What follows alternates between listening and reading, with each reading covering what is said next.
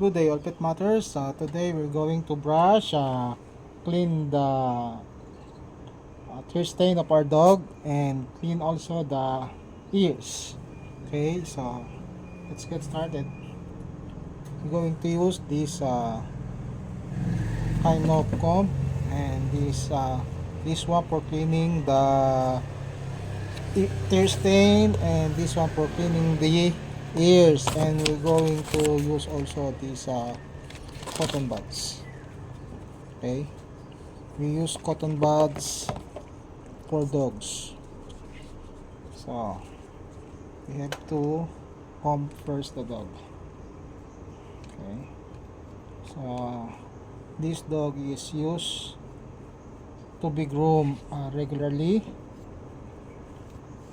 so that's why he behaves well.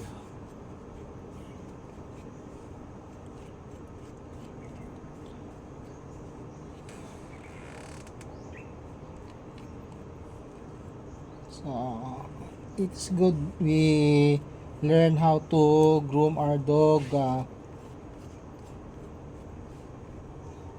because it helps a lot. Okay, not only saves money but also this bring us closer to our dog.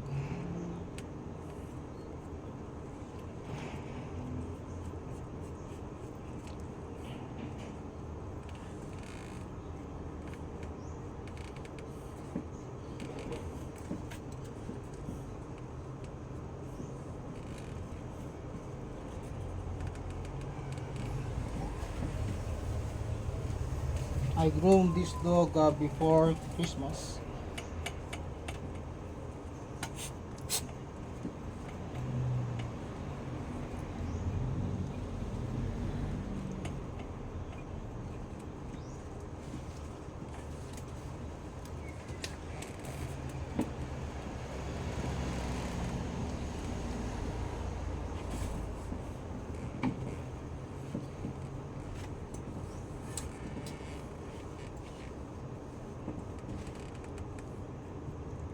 You know, this tear stain smells bad if we don't clean this stinky. Okay, so we need to clean this. You can use wet wipes, or you can use also damp facial cloth and put a little bit of dog shampoo, then rinse it with clean wet towel. In this case we're going to use this one wet wipes.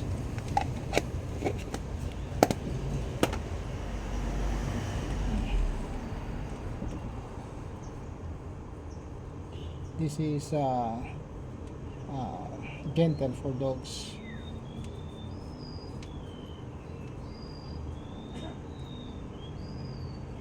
You can use also unscented baby wipes.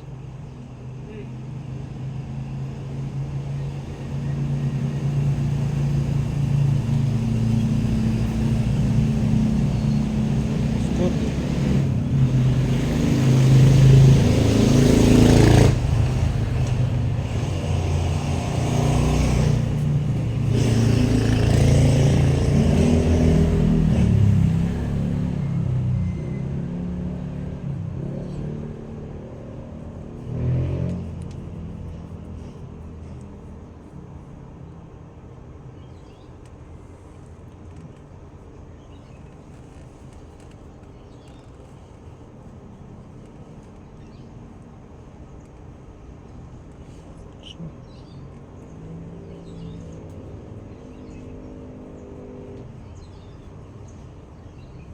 Sometimes we need to trim the eye area so we can eliminate the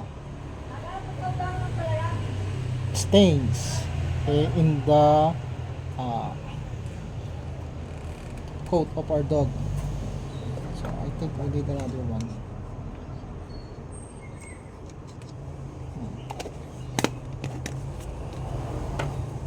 This one's good.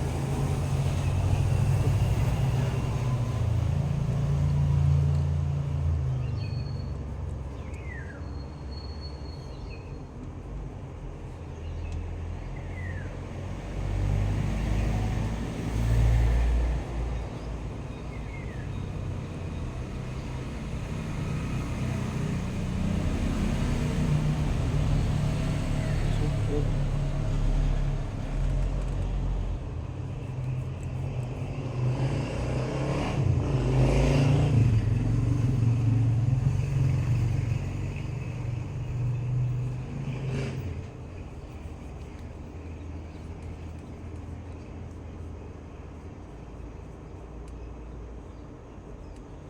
For our dog to remember that they do a good job, we need to give a dog treat afterwards. Okay.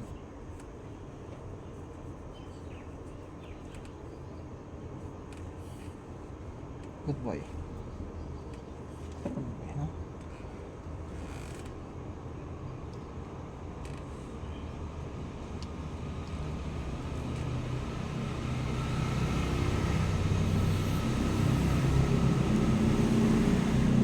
So now we're going to clean the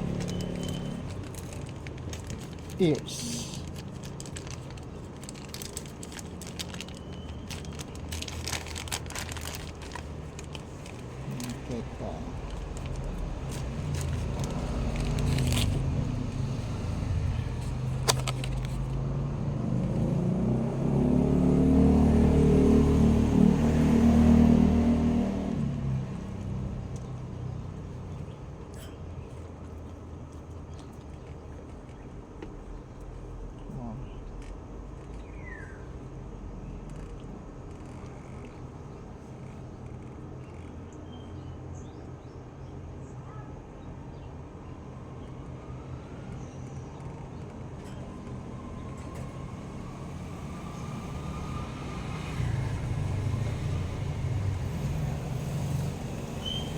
Get check.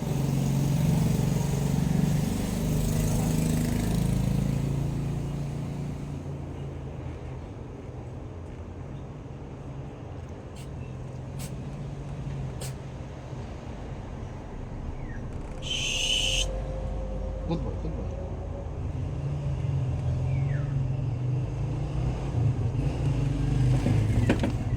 We need also to clean the outer area of the ears.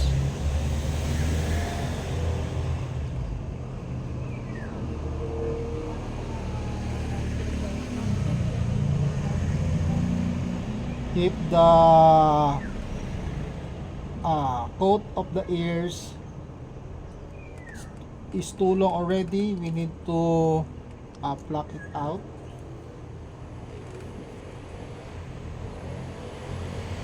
Because it's a breeding ground for germs.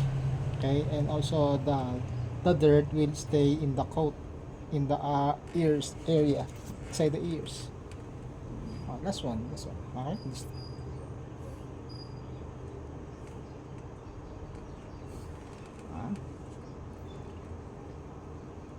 It's okay. Good boy, huh? Good boy. Good boy. We need to praise the dog because she's doing great. So, we got another four stick. Oh. So, it's for dogs. So, humans will not use this because it's written it's for dogs.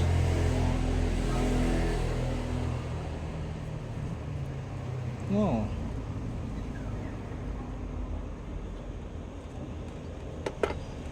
So go to the right side. Right.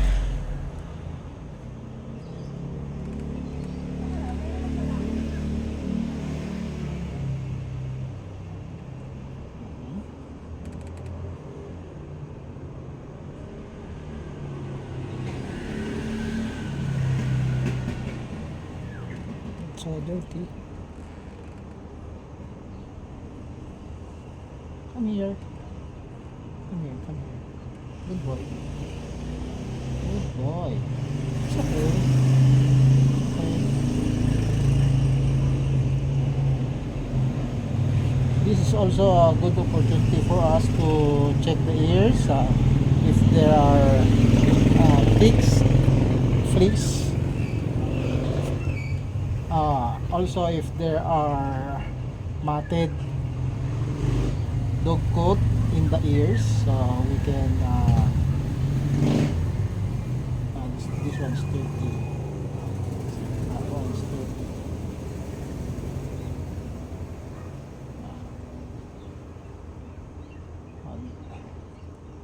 Because of the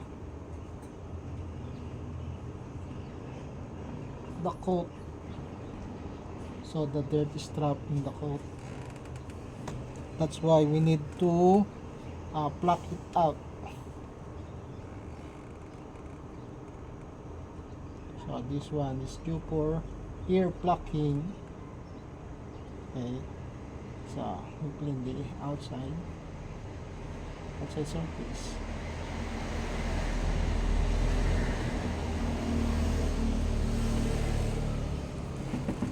Okay, it's okay, it's okay.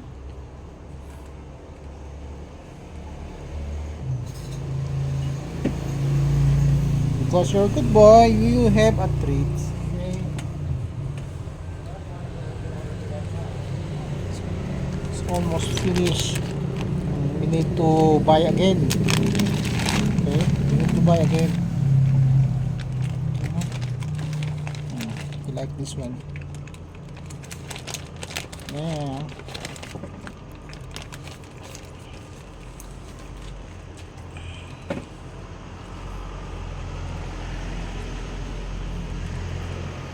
So if we good treats, he will enjoy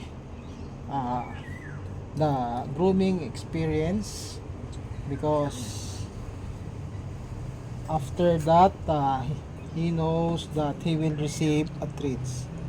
He will always look forward to that. Okay, so that's our video for today.